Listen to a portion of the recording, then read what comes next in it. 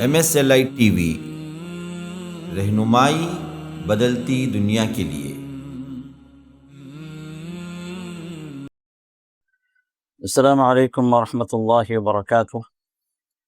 بسم اللہ الرحمن الرحیم، الحمد للہ رب العالمین، والصلاة والسلام علی سید المرسلین نبینا محمد وعلی آلہ وصحبہ اجمعین، وبعد۔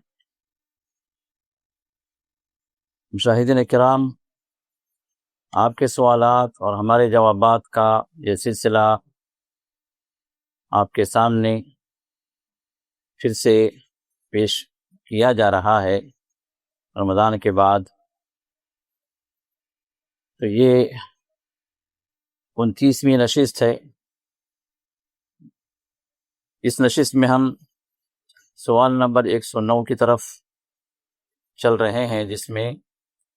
یہ سوال کیا گیا ہے کہ شیخ، میرا سوال یہ ہے کہ اگر ایک بندہ کسی کو مارتا ہے، تکلیف دیتا ہے، تو مظلوم جو ہے وہ معاف نہ کرنے تک گناہ معاف نہیں ہوتے۔ تو حدیث میں ایک انسان 99 قتل کرتا ہے یا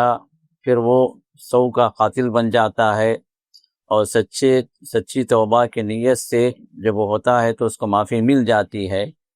تو سوال یہ ہے کہ کیا حقوق العباد میں کوتاہی کرنے کے بعد سچی توبہ سے معافی مل سکتی ہے یا نہیں، جبکہ اس مظلوم سے معافی تک کوئی نہیں مانگتا؟ تو اس کا کیا جواب ہے؟ تو سوال تو بہت خوب ہے، بہت اچھا سوال کیا گیا ہے، جس میں اس حدیث کا حوالہ دیا گیا ہے جس میں ایک قاتل 99 قتل کر دیتا ہے، اور پھر اس کے بعد اس کو احساس ہوتا ہے اپنے گناہوں کا،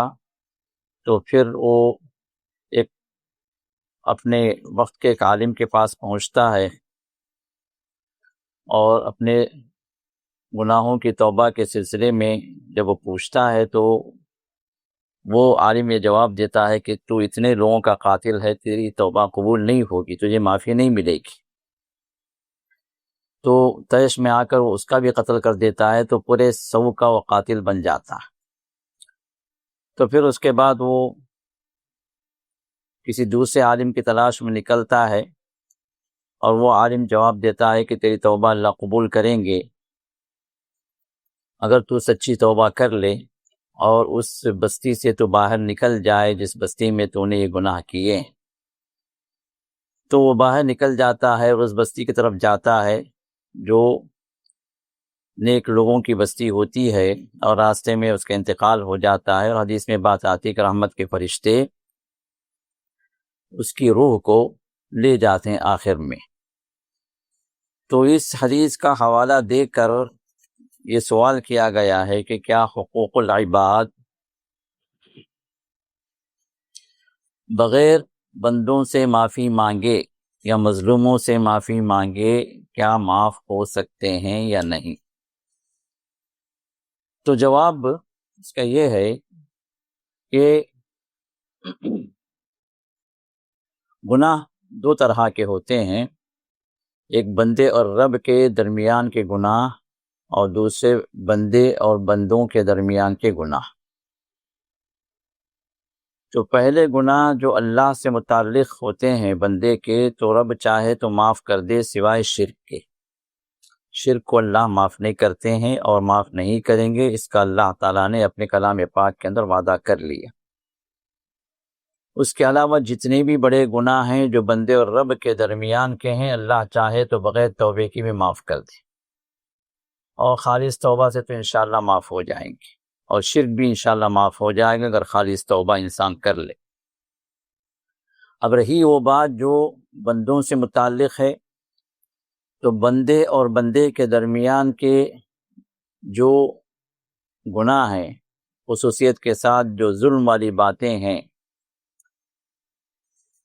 انسان نے کسی کو تکلیف دی ہے، کچھ خیانتیں کی ہیں، کچھ غصب کیا ہے، امانت میں خیانت کی ہے، اور اسی طرح مال کھا گیا ہے، زمین ہڑپ کر لی ہے، وراثت نہیں دیا، حقوق نہیں دیے۔ یہ سب وہ چیزیں ہیں جو انسان کو ظالم بناتی ہیں اور جس سے وہ مال چھینا گیا ہے یا جس کا حق باقی رہ گیا ہے وہ مظلوم۔ اب ان دونوں کے سلسلے میں یہ شریعت کا عام قاعدہ ہے وہ یہ کہ اللہ معاف نہیں فرماتے حقوق العباد والے گناہوں کو جب تک کہ وہ مظلومین اس کو معاف نہ کر دیں یا ان کا حق ان تک نہ پہنچا دیں۔ یہ عام قاعدہ۔ اب اس قاعدے سے ہٹ کر، کیونکہ شرک کے سوا اللہ تعالیٰ ہر گناہ کو معاف کرنے کے لیے تیار ہیں، تو اس قاعدے سے ہٹ کر حقوق العباد میں بھی کوئی کمی ہوئی ہے اور اللہ چاہتے ہیں کہ اس بندے کو معاف کر دے، تو یہ ممکن ہے۔ ایسی بات نہیں، امپاسبل نہیں ہے، پاسبل ہے۔ اب اس میں ایک بات تو یہ ہے کہ انسان پر اللہ کی رحمت ہونے کے باوجود بھی اس کو داہنے ہاتھ میں اعمال نامہ دینے کے باوجود بھی، صراط پار ہونے کے باوجود بھی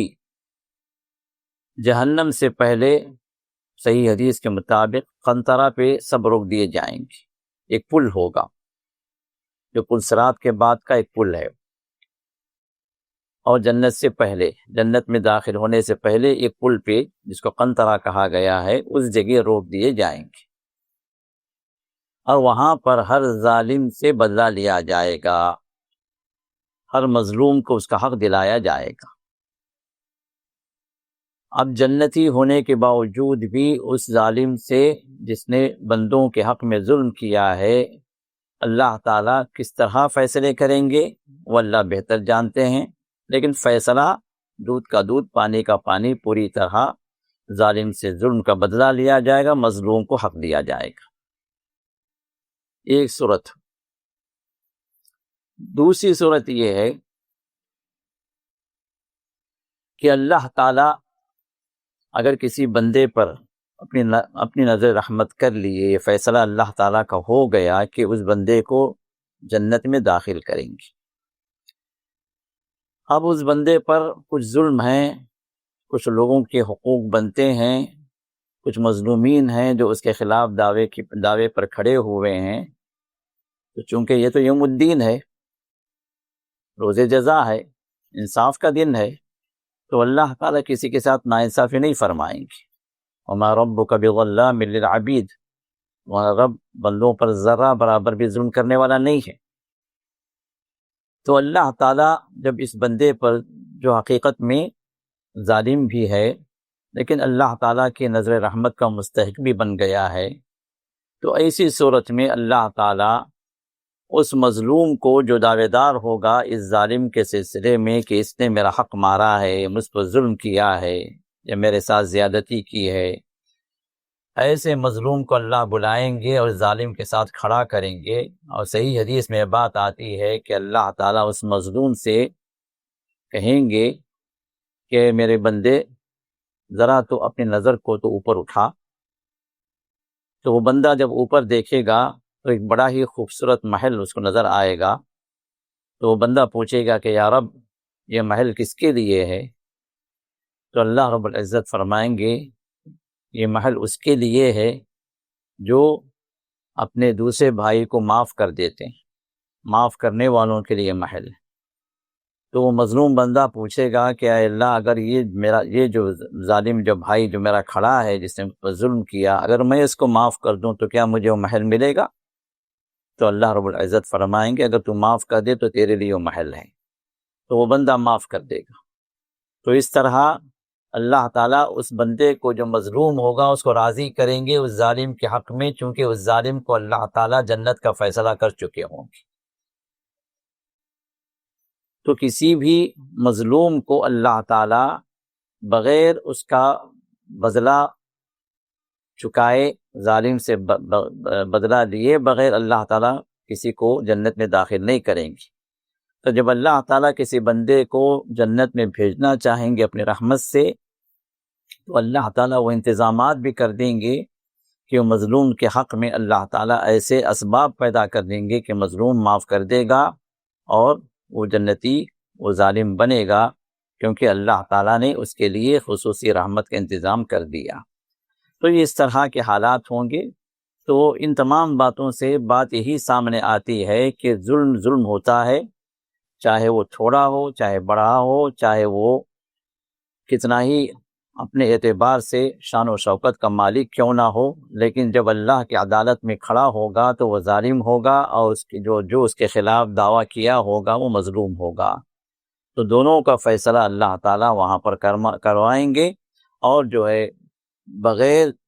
ظلم کا بدلہ لیے ہوئے اور بغیر مظلوم کی شکایت بغیر سنے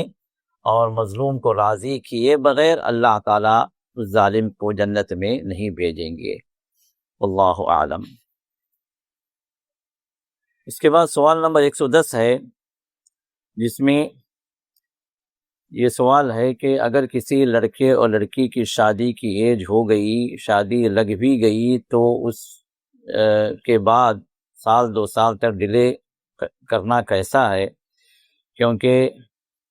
پھر دماغ میں وہی تھاٹس چلتے ہیں، نماز میں بھی، قرآن میں بھی، سوتے وقت، اور اس سے بچنے کے لیے کیا کریں؟ اور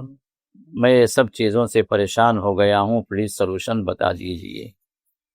دیکھیے، سلوشن تو شریعت نے رکھا ہے، مصیبت یہ ہے کہ ہم اس سلوشن کو ہم مانتے نہیں اور اس کے مطابق عمل نہیں کرتے۔ جہاں ایک لڑکا اور ایک لڑکی کے سلسلے میں بات طے ہو گئی، تو بات طے ہونے کے بعد شرعی حل یہی ہے کہ نکاح کر لیا جائے۔ منگنی کے نام سے جو رسمیں کی جاتی ہیں ہمارے پاس میں، یہ غیر شرعی رسمیں۔ خطبہ جس کو کہا گیا حدیث کے اندر اور عربی کے اندر، وہ صرف ایک دوسرے سے منسوب ہو جانا۔ جب ایک لڑکا ایک لڑکی کو پسند کر لیے، دونوں آپس میں یا دونوں کے بڑے راضی ہو گئے اور دونوں ایک دوسرے کو پسند ہے، تو اب صحیح حل یہی ہے کہ فوری طور پر عقد کر لیا جائے، نکاح کر لیا جائے۔ اب نکاح کے بغیر ہمارے پاس صرف منگنی کر کے لوگ چھوڑ دیتے ہیں، کہیں 6 ماہ، کہیں سال، کہیں 2 سال، کہیں 3 سال، کہیں پڑھائی کے چکر میں 5 سال۔ اب یہ جو مدت جو گزرتی ہے، یہ ایک دوسرے کے محرم تو نہیں بنے، کیونکہ صرف منگنی سے ایک دوسرے کے محرم نہیں بنتے، لیکن معاشرے کے اندر چلن اس طرح ہو گیا ہے کہ منگنی کے بعد وہ یہ ایک لڑکا ایک لڑکی جب منگنی ہو گئی تو معاشرے کے اندر ایسا سمجھا جاتا ہے گویا ایک دوسرے کے وہ میاں بیوی ہو گئے۔ اب وہ لے کر گھومتے ہیں، ادھر جا رہے ہیں، ادھر جا رہے ہیں، پارک میں جا رہے ہیں، سنیما جا رہے ہیں، کلبس میں جا رہے ہیں، اور تنہائی میں وقت گزار رہے ہیں۔ سب کچھ ہو رہا ہے، گویا جو ہے دونوں کی شادی ہو گئی۔ بلکہ شادی کے بعد بھی شاید لوگ جتنا نہیں گھومتے جتنا یہ لوگ جو ہے صرف منگنی کے بعد گھومنا شروع کر دیتے ہیں، اور اس میں تمام غیر شرعی کام، تمام گناہ اس میں انجام دیے جاتے ہیں۔ تو یہ جو ہے معاشرے کے اندر جو چیز چل پڑی ہے انگیجمنٹ کے نام سے یا منگنی کے نام سے، اور اس کے بعد کے جو حالات جو ہمارے سامنے آ رہے ہیں، در حقیقت یہ غیر شرعی، کیونکہ انگیجمنٹ سے ایک دوسرے کے لیے محرم نہیں بنتے۔ اور صحیح حل یہی ہے کہ اگر بات طے ہو گئی ایک لڑکا اور لڑکی کے اعتبار سے پسند ہو گئے ایک دوسرے کے لیے، تو فوری طور پر جو شریعت کا حل ہے، شریعت کا قانون ہے، شریعت کا سلوشن ہے، وہ ہے نکاح، عقد نکاح ہو جائے۔ اب نکاح کی کاروائی بالکل سمپل انداز سے کر لیں، اس میں بھیڑ اکٹھا کرنا، اس میں جو ہے کئی 100 لوگوں کی دعوتیں کرنا، یہ بھی غیر شرعی چیز ہے۔ نکاح کیا ہے؟ لڑکا اور لڑکی کی رضامندی، لڑکی کا جو ولی ہے وہ اس کا وہ راضی ہو، وہ موافق ہو، 2 گواہ ہوں، اور قاضی کا ایجاب و قبول ہو، نکاح ہو گیا۔ ہم دیکھتے ہیں عرب ممالک میں کہ نکاح کی محفل میں صرف یہی لوگ ہوتے ہیں، یا گھر کے جتنے چند افراد، باہر سے کوئی بھیڑ اکٹھا نہیں ہوتی نکاح کی محفل میں۔ عقد نکاح میں نہ کوئی دعوت ہوتی ہے، نہ جو ہے اس طرح کی کوئی محفل ہوتی ہے۔ نکاح ہو گیا، الحمدللہ ایک دوسرے کے شرعی جو ہے شوہر اور بیوی بن گئے۔ اب یہ اور بات ہے کہ بعد میں جو رخصتی رکھتے ہیں، جو ولیمے کی دعوت لڑکا جو کرتا ہے، وہ اپنی حیثیت کے مطابق جو کچھ مدت وہ لیتا ہے اور جو ہے کچھ تیاریاں وہ کر لیتا ہے، پھر اس کے بعد 3 ماہ 6 ماہ تو اس طرح کی ایک مدت رکھ کے پھر ولیمے کی کارروائی ہوتی، ولیمے کی دعوت ہوتی، دعوت ہی کی ہوتی، ولیمے کی دعوت، یہی سنت ہے اور یہی رسول اللہ صلی اللہ علیہ وسلم اور شریعت کا قانون ہے۔ اب ہمارے پاس جو ہے دعوتوں کے نام سے انگیجمنٹ کی دعوت ہے، پھر اس کے بعد جو ہے پھر جو ہے نکاح کی محفل سے پہلے پھر 3-4 دعوتیں ہوتی ہیں، رسموں کی دعوت، کہیں کوئی رسم، کوئی ہلدی کا رسم ہے، کوئی تیل کا رسم ہے، پتہ نہیں کہ کیونکہ یہ سب بدعتیں ہیں نا، معاملات کے اندر بدعتیں ہیں، تو ایک جگہ نام بھی نئے نئے دیے گئے ہیں۔ تو نکاح سے پہلے کی دعوتیں اور پھر جو ہے پھر نکاح کی دعوت، یہ سب غیر شرعی دعوتیں ہیں اور ظالمانہ دعوتیں ہوتی ہیں عام طور پر، کیونکہ لڑکیوں سے مان کر یہ دعوتیں کی جاتی ہیں، لڑکیوں سے قبول لڑکی والوں سے زبردستی جو دعوتیں لی جاتی ہیں لڑکے والے، یہ جائز دعوتیں نہیں ہیں، ان میں حاضر ہونا، ان کا کھانا یہ خود بھی جائز نہیں ہے، کیونکہ ظلم میں ساتھ دینا ہوتا ہے ان لوگوں کا جو ظالمانہ طور پر لڑکی والوں سے ان دعوتوں کو ہتھیاتے ہیں، ان دعوتوں کا مطالبہ کرتے ہیں، یہاں تک کہ نکاح کی دعوت بھی اگر لڑکی والوں کی طرف سے ہے تو جائز نہیں ہے اس میں حاضر ہونا اور کھانا، صرف عقد نکاح میں حاضر ہونا، بس اتنا ہی سنت ہے، وہ بھی جو سب کے لیے نہیں ہے۔ تو عقد نکاح بالکل سمپل ہونا چاہیے، بعد میں ولیمے کی دعوت وہ شوہر کی جو حیثیت ہے، لڑکے کی جو حیثیت ہے، اس اعتبار سے وہ دعوت دے۔ اب اس میں بھی زبردستی جو ہے وہاں پر بھی دعوتیں کئی سو افراد کی بلکہ ہزاروں کے اعتبار سے جو بعض لوگ جو وہاں پر بھی جو مسئلے کھڑے کرتے ہیں، اللہ خیر کرے۔ تو سلوشن یہی ہے کہ انگیجمنٹ کا جو مسئلہ ہے وہ صرف ایک دوسرے کو منسوخ کر لینا ہے، اس کے فوری بعد عقد نکاح ہو جائے۔ اب نکاح کے بعد جو ہے رخصتی کے لیے وقت لے کر 4-6 مہینے یا 1 سال بھی اگر رخصتی کا وقت اگر کسی اعتبار سے کسی سبب سے اگر وقت لمبا کر لیا جائے تو بھی کوئی حرج کی بات نہیں ہوتی، کیونکہ ایک دوسرے کے جو شوہر اور بیوی بن گئے قانونی اعتبار سے، تو قانونی اعتبار سے جب شوہر بیوی بن گئے تو پھر جو ہے ان کے درمیان میں ہر چیز جائز ہو سکتی ہے، برخلاف صرف انگیجمنٹ کر کے لوگ جو ہے رات جو ہے لگے رہتے ہیں ٹیلی فونز پہ، یہ ویڈیو کالز پہ، اور جو ہے اب ویڈیو کالز کے اندر وہ سب چیزیں ہو جاتی ہیں جو شوہر بیوی کے درمیان میں جو ہونی چاہیے، وہ سب باتیں ہو جاتی ہیں، وہ سب کام ہوتے ہیں، وہ سب جو ہے شیطان راستے کھول دیتا ہے۔ تو لیکن عقد اگر ہو گیا تو یہ تمام باتیں اپنی جگہ جائز ہوں گی۔ تو برائی کے یہ فتنے جو جنم لیے ہوئے ہیں اس کا جو شرعی حل یہی ہے کہ عقد کر لیا جائے اور جتنا ہو سکے فضول خرچیوں سے اپنے آپ کو بچائیں، جتنا ہو سکے یہ ہندوانہ رسمیں جو ہمارے معاشرے میں گھس گئی ہیں یا گھسا دی گئی ہیں ان رسموں سے اپنے آپ کو بچائیں۔ اور رسول اللہ صلی اللہ علیہ وسلم نے ارشاد فرمایا اعظم النکاح برکتاً ایسرها مؤونۃ، سب سے برکت والا نکاح وہ نکاح ہے جو سب سے کم خرچ والا، جس کے اندر کم سے کم خرچ کیا جائے۔ اب ہمارے پاس جو ہے جتنی رسمیں ہوتی ہیں جو اس میں دعوتیں کی جاتی ہیں نکاح کو لے کر، دیکھا جائے تو 10-12 نکاح جو ہے اس خرچ میں ہو جا سکتے ہیں، اور شان و شوکت کے اعتبار سے، نام و نمود کے اعتبار سے، اپنے معاشرے کے اندر ایک ناک رکھنے کے لیے لوگ جو اتنی فضول خرچیاں کرتے ہیں، اتنے جو ڈشیں اس میں تیار کرتے ہیں اور اتنا جو ہے لوگوں کو اس کے اندر جو ہے سراہنے کے لیے لوگوں کو بلایا جاتا ہے فخر تکبر کے اعتبار سے، تو یہ فخر غرور کی دعوتیں ہوتی ہیں جس کے اندر اللہ کے رسول نے حاضر ہونے سے منع کیا، اور فضول خرچی کی تو انتہائی نہیں۔ تو اب یہاں پر ان شادیوں کے اندر اس طرح کی جو چیزیں ہوتی ہیں، ایک تو جو ہے غیر شرعی رسم و رواج ہوتے ہیں اور کافروں سے مشابہت والے رسم و رواج ہوتے ہیں، اور ان دعوتوں کے اندر بہت ساری جو ہے وہ جو غیر شرعی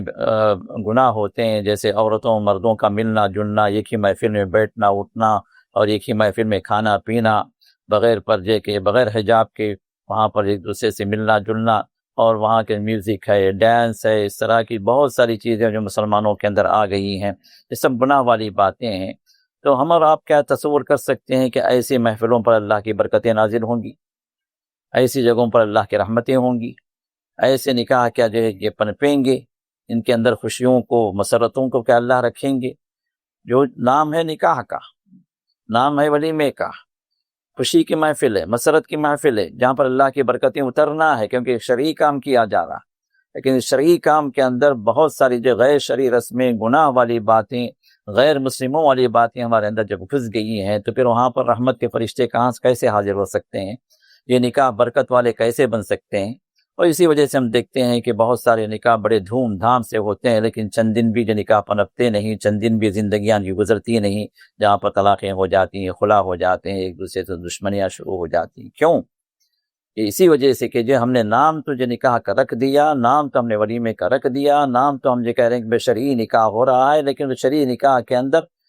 کئی سو جو ہے ایسی چیزیں ہوتی ہیں جو غیر شرعی ہوتی ہیں۔ ان باتوں میں غور کرنا چاہیے۔ شریعت بڑی آسان ہے۔ اللہ کے رسول نے ارشاد فرمایا ان الدین یسر، آپ نے فرمایا کہ دین جو ہے بڑا آسان ہے۔ اور اللہ تعالیٰ نے بھی جب احکامات دیے تو اللہ نے فرمایا کہ ما جعل علیکم فی الدین من حرج، دین کے اندر اللہ تعالیٰ نے کوئی تنگی نہیں رکھی، کوئی جو ہے اس کے اندر کوئی جو ہے مشقت اللہ نے نہیں رکھی ہے۔ یہ اللہ کا فرمان ہے، اللہ کے رسول کا فرمان ہے، لیکن ہم نے دین کا نام لیا ہے اور مشقتوں کو اپنے اوپر جو ہے ڈال دیا۔ دین کا نام لیا ہے اور ہم جو غیر ضروری رسم و رواج کے اندر جو اپنے آپ کو ہمیں باندھ لیا، ہماری ناک، ہماری عزت، ہمارے معاشرے کے اندر جو ہے ہماری ایک ویلیو، ان تمام جو غیر شرعی رسموں پر جو ہم نے جھٹکا دیا ہے کہ اگر ہم یہ کریں گے تو پھر معاشرے میں ہماری عزت ہوگی۔ نہیں میرے بھائی، ہم مسلمان ہیں، ہم جو ہے شریعت کے پابند ہم کو ہونا چاہیے۔ ہمیں اللہ اس کے رسول کی رضامندی اگر ہو تو اللہ اس کے رسول کے احکامات پر ہمیں چلنا چاہیے، اللہ تعالیٰ اسی وقت جو ہے برکتیں بھی نازل کریں گے۔ تو لہٰذا سائل کا جو سوال ہے وہ سوال یہی ہے کہ اس طرح کی سچویشن کے لیے حل کیا ہے؟ حل تو شریعت آپ کے سامنے بڑا آسان حل شریعت نے رکھا ہے، وہ یہ کہ آپ نکاح کر لیں، عقد کر لیں، پھر آپ جو ہے رخصتی کے اعتبار سے آپ کی اپنی مرضی کے اور آپس کے تفاہم سے، آپس کے جو ہے مشوروں سے آپ جو ہے جتنی جلد جو ہے رخصتی کر سکتے ہیں، رخصتی کر کے آپ اپنے گھر لائیں تاکہ جو ہے خیر و برکت کی زندگی آپ کی شروع ہو۔ سوال نمبر 111، سوال یہ ہے کہ علم دین سیکھنے کے لیے کن کتابوں کو پڑھنا چاہیے اور علم دین سیکھنا کہاں سے شروع کرنا چاہیے؟ اس سوال کے اندر دو سوال ہیں۔ پہلا سوال ہے کہ علم دین سیکھنے کے لیے کن کتابوں کو پڑھنا چاہیے۔ پہلی بات یہ ہے کہ علم دین جو کتابوں سے نہیں آتا، اس کو یاد رکھیں، نہ کتابوں سے آتا ہے، نہ سوشل میڈیا کے جو کلپس ہیں اس سے آتا ہے۔ اس سے جو ہے صرف آپ کو انفارمیشن مل سکتی ہے، لیکن حقیقت میں علم دین آپ کو علماء سے سیکھنا ہے۔ اللہ تعالیٰ نے جو قانون ہمیں بتلایا ہے دین سیکھنے کا اور شریعت کا علم حاصل کرنے کا، وہ قانون جو ہے علماء کے ساتھ اللہ تعالیٰ نے علم دین کو ریلیٹڈ کر دیا۔ فَاسْأَلُوا أَهْلَ الذِّكْرِ إِن كُنتُمْ لَا تَعْلَمُونَ بِالْبَيِّنَاتِ وَالزُّبُرِ۔ اہل علم سے یا ذکر سے مراد قرآن و حدیث ہے۔ اہل علم سے قرآن حدیث کا جو علم رکھتے ہیں، جو علماء ہیں، جو حق پرست علماء، ان سے تم پوچھو، ان سے تم علم حاصل کرو اگر تم نہیں جانتے۔ اور کیسے حاصل کرو؟ بالبینات والزبر، دلائل کے ساتھ، قرآن حدیث کے دلائل سے وہ تمہیں بتائیں تاکہ تمہیں قرآن حدیث کا علم حاصل ہو۔ تو علم دین کا حصول جو کتاب و سنت پر مبنی ہو، کتاب و سنت کی بنیاد پر ہو اور علماء سے حاصل کیا جائے۔ وہ علماء جو کتاب و سنت کی ترویج دیتے ہیں، کتاب و سنت کے عالم ہیں اور جو ہے صحیح منہج کے ہیں، تو یہ آتھنٹک علماء آپ کو وہ علم دیں گے جو اللہ کی کتاب میں بتایا گیا ہے اور محمد رسول اللہ صلی اللہ علیہ وسلم کی صحیح احادیث میں جو ذکر کیا گیا ہے وہ علم آپ کو دیں گے۔ تو کتابیں بھی اگر آپ پڑھنا چاہیں تو وہ کتابیں آپ علماء کے پاس پڑھیں، علماء کے سامنے پڑھیں، تاکہ آپ کی سمجھ کے اعتبار سے جو غلط فہمیاں ہوں گی وہ علماء دور کریں گے۔ کوئی بھی کتاب آپ اپنے طور سے پڑھ کر یہ سمجھیں کہ میں نے یہ کتاب پڑھ لی، میں نے یہ کتاب پڑھ لیا، میں نے یہ علم حاصل کر لیا، وہ علم آپ کی سمجھ کے حد تک ہے۔ جب تک وہ علم، وہ کتاب آپ کسی آتھنٹک عالم کے سامنے پیش نہ کریں، اس کے پاس پڑھ کر جو آپ اس کے جو صحیح سمجھ ہے، جو اللہ سمجھانا چاہتے ہیں اپنے کتاب کے ذریعے سے، جو نبی علیہ السلام اپنے احادیث کے ذریعے سمجھانا چاہتے ہیں، جس کو صحابہ نے سمجھا، صحابہ نے اس کے بعد اپنے تابعین کو سمجھایا، اب ان کے تابعین نے ان کے بعد کے شاگردوں کو جو سمجھایا، وہ علم ان کو دیا جو انہوں نے صحابہ سے حاصل کیا۔ یہ سلسلہ جو چل رہا ہے، اور یہ سلسلہ جو علماء کے ذریعے سے آج تک چل رہا ہے اور قیامت تک چلتا رہے گا انشاءاللہ، جب تک یہ دین قائم ہے۔ تو یہ سلسلہ، اس سلسلے میں اگر آپ جڑیں گے تو پھر آپ کو صحیح علم آپ کو حاصل ہوگا۔ تو صحیح علم کو حاصل کرنے کا طریقہ صرف کتابیں نہیں، بلکہ ان کتابوں کے ذریعے سے آپ علماء سے جڑیں۔ ان کتابوں سے علم حاصل کرنے کے لیے آپ علماء کے سامنے اپنے زانو ادب طے کر کے بیٹھیں، ان سے جو علم حاصل کریں، اور ادب کے ساتھ، کیونکہ علم سے پہلے ادب لازمی ہے۔ آپ علماء کا ادب کریں، علماء کی قدر و منزلت جو ہے آپ سمجھیں۔ اللہ تعالیٰ نے جو علماء کی قدر و منزلت بیان کی ہے اپنی کتاب کے اندر، اور محمد رسول اللہ صلی اللہ علیہ وسلم نے اپنی احادیث مبارکہ کے اندر جو علماء کی قدر و منزلت بیان کی ہے، آپ اس کو سمجھیں۔ تو علماء کا ادب کریں، تو ادب کریں گے تو پھر علم کا دروازہ بھی اللہ کھولیں گے۔ اگر بے ادب بن کر آپ علماء کے ساتھ ان کے ٹکر میں آپ ایک بے علم ہو کر اپنے آپ کو عالم سمجھ کر آپ ان کے صف میں کھڑا کر کے ان سے جو ہے آپ اختلافات کر کے یا ان سے مناظرہ کرنے کے لیے کھڑے ہوں گے، تو اللہ تعالیٰ آپ کے علم کو آپ ہی کے خلاف وبال کر دے گا۔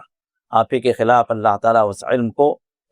جو ایک عذاب کا ذریعہ اللہ تعالیٰ بنا سکتا ہے۔ تو لہٰذا علم جو ہے وہ حاصل ہوگا، دین کا علم علماء کے ذریعے سے، صرف کتابوں کے ذریعے سے نہیں۔ وہ کتابیں بھی آپ علماء کے پاس اگر پڑھیں تو پھر انشاءاللہ علم کے دروازے آپ کے لیے کھولیں گے۔ اور اللہ سے ڈرنا بھی بہت ضروری ہے اس معاملے میں، کیونکہ بغیر تقوی کے، بغیر اللہ کے ڈر سے علم حاصل نہیں ہو سکتا، چاہے آپ ہزاروں کتابیں کیوں نہ پڑھ لیں، کیونکہ اللہ نے فرمایا واتقوا اللہ ویعلمکم اللہ، تم اللہ سے ڈرو اور اللہ تعالیٰ تمہیں علم دیں گے۔ تو اللہ تعالیٰ سے جب انسان ڈرنے لگتا ہے، تقوی اختیار کرنے لگتا ہے، تو متقی پرہیزگار جو علماء ہیں پھر ان کی طرف رجوع کرتا ہے، تو اللہ تعالیٰ علم کے دروازے کھولتے ہیں، اس کو اللہ علم سکھانا شروع کر دیتے ہیں۔ تو یہ ہے اصل میں بنیاد۔ اور دوسرا سوال جو آپ کا یہ ہے کہ اس میں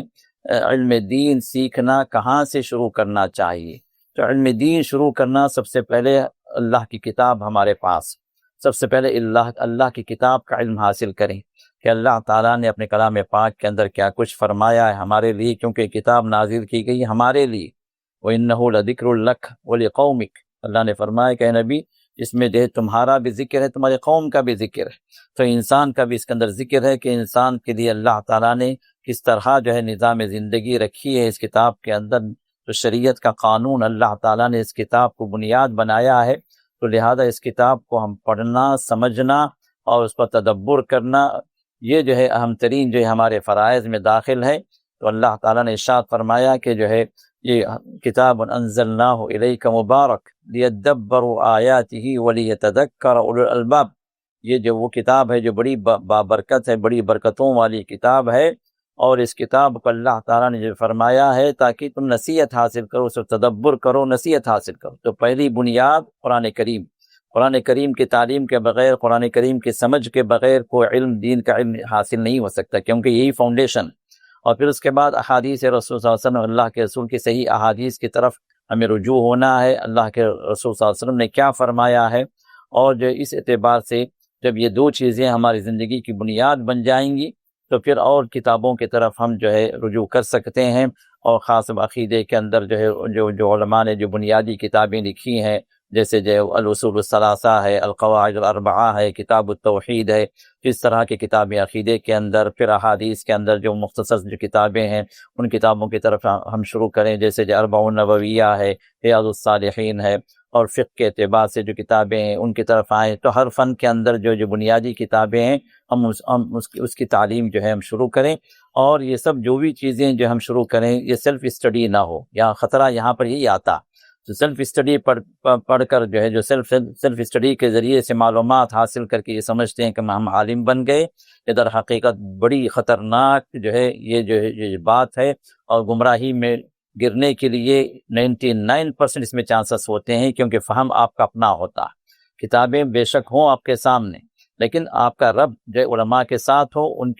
ان کی تعلیم کے ساتھ ہو، ان کا علم لے کر آپ چلیں، ان کا فہم لے کر چلیں، تو پھر وہاں آپ کو گمراہی سے بچنے کا راستہ اللہ تعالیٰ